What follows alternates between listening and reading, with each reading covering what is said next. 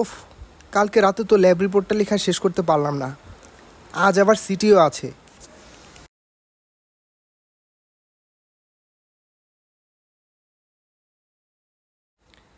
Signal system এই course যে কীভাবে পার করি, এই সেমিস্টারেও বোধহয় ভালো রেজাল্ট করার স্বপ্ন স্বপ্নই রয়ে যাবে।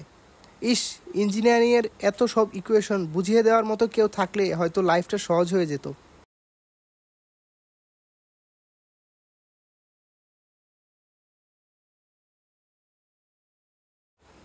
এই লাইন আবার কোত্থেকে আসলো, কিছুই তো বুঝলাম না।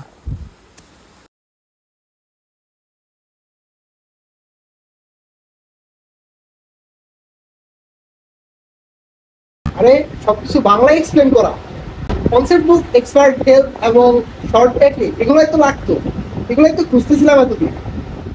কি রে, তুই আজকে তো খুশি কেন? আরে বন্ধু, আমাদের একাডেমিক প্রেশার কমানোর একটা ওয়ে পাইছি।